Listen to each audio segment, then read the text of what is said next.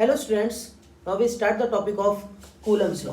And then Coulomb's law के पहले आप ये समझिएगा कि लास्ट लेक्चर में हमने क्लियर किया था कि अगर लाइक चार्ज अगर है हमारे पास तो वो क्या करेंगे, रिपल्सन करेगा। क्या करेगा? रिपल्सन। और अगर अनलाइक चार्जेस अगर होंगे हमारे पास तो क्या होगा बेटा, वहां पर अट्रैक्शन होगा। तो लाइक चार्जेस रिपल्सन और अनलाइक क्या करेंगे बेटा, अट्रैक्शन करेंगे। तो अगर लाइक चार्जेस अगर आपका रिपेल कर रहा है या अनलाइक अट्रैक्ट कर रहा है तो क्या कर रहा है, बाय द फोर्स हो रहा होगा। ठीक है, तो कितना फोर्स लग रहा है तो वो किसने डिस्क्राइब किया, कूलम्स लॉ ने क्लियर किया। ठीक है, तो देखिए अकॉर्डिंग टू कूलम्स लॉ क्या है, तो अकॉर्डिंग टू कूलम्स लॉ आपका फर्स्ट थिंग ये होता है कि जो भी force of attraction between the charges है, सपोज है कि मेरे पास चार्ज नंबर 1 ये है Q1 and then charge number 2 ये है मेरे पास Q2। ठीक है, and then they are separated by the distance of the r, they are separated by the distance r। ठीक है, मेरे पास दो चार्जेस हैं Q1 एंड Q2। आप इसे लाइक भी ले सकते हो, अनलाइक भी ले सकते हो। अगर लाइक लेंगे तो क्या करेगा, रिपल्सिव फोर्स लगेगा। अनलाइक लेंगे तो क्या लगेगा बेटा, अट्रैक्टिव फोर्स लगेगा। Clear? And then they are separated by the distance r। तो अब ये अकॉर्डिंग टू कूलम्स लॉ क्या है, अब यहीं से डेफिनेशन भी आपकी बन जाएगी। ठीक है, तो according to Coulomb's law the electrostatic force directly proportional to product of the point charges. First thing आपका इक्वेशन नंबर फर्स्ट यही हो गया। ठीक है, कि जो आपका इलेक्ट्रोस्टैटिक फोर्स है वो इन दोनों चार्जेस के प्रोडक्ट के क्या है बेटा, प्रोपोर्शनल है। Okay, second thing, the electrostatic force between the charges is inversely proportional to square of distance between them, inversely proportional to square of distance between them। और इन्हीं दोनों के कॉम्बिनेशन से हम लोग की डेफिनेशन क्लियर हो जाएगी। मैं डेफिनेशन रिपीट कर रहा हूं, आप एक बार लिखना चाहो तो लिख सकते हो। देखिए कैसे, कि according to Coulomb's law the electrostatic force is directly proportional to the product of the point charges and inversely proportional to the square of distance between them। I am once again repeat, according to Coulomb's law, the electrostatic force between 2 point charges is directly proportional to the product of the point charges and inversely proportional to the square of distance between them is called Coulomb's law। Is it clear?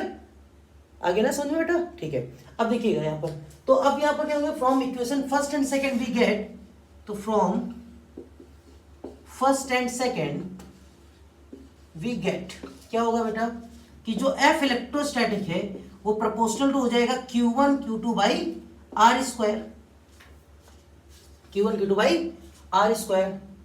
अब अगर यहां से हम लोग proportional का sign हटा दें, किसका साइन हटाए बेटा, प्रोपोर्शनल का, तो यहां से अगर प्रोपोर्शनल का साइन हटाएंगे तो F इलेक्ट्रोस्टैटिक इक्वल्स टू क्या आ जाएगा, कैपिटल K आ जाएगा Q1 Q2 by R square. And then अच्छा, जो कैपिटल K है वो क्या आपका प्रोपोर्शनलिटी कांस्टेंट है। क्या बेटा, प्रोपोर्शनलिटी कांस्टेंट है।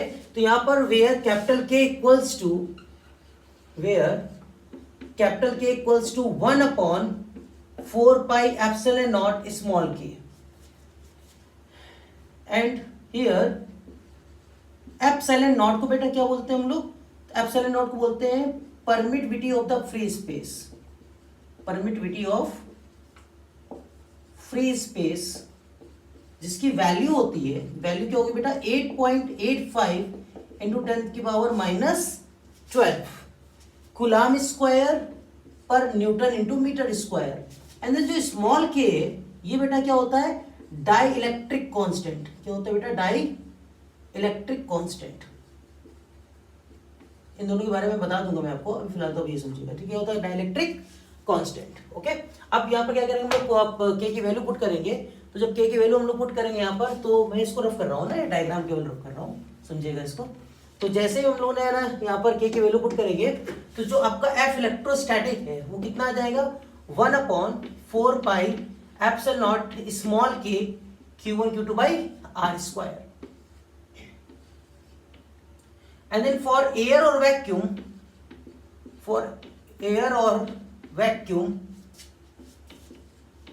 Small k comes to be 1। ठीक है, अच्छा देखिए, एयर और वैक्यूम के लिए k इक्वल टू 1 होता है, बट एयर के लिए होता है 1.006। कितना होता है, 1.006। बट कैलकुलेशन को इजी करने के लिए हम लोग 1 दोनों के लिए ले लेते हैं। वैक्यूम के लिए तो 1 होता ही होता है, एयर के लिए कितना होता है, स्मॉल k की वैल्यू 1.006। ठीक है, तो हम लोग अप्रोक्सीमेट में लेना है तो हम लोग उसको 1 ले लेंगे। ठीक है, तो k इक्वल टू 1 and then now we putting the value of the F electrostatic. तो एफ इलेक्ट्रोस्टैटिक में अगर पुट करेंगे यहाँ पर तो क्या आएगा आपका, यहाँ पर आ जाएगा F electrostatic will be equals to 1/4 pi epsilon naught small k की जगह क्या आ गया आपका, 1 आ गया। ये तो एज इट इज हो गया Q1 Q2 by R square. And this phenomena for Coulomb's law, इसी को हम लोग क्या बोलेंगे बेटा, कूलम्स लॉ। ठीक है, तो ये आपका कूलम्स लॉ हो गया। एंड ये फॉर मीडियम के लिए हो गया, ये फॉर वैक्यूम और एयर के लिए हो गया। And this is the phenomena of the Coulomb's law.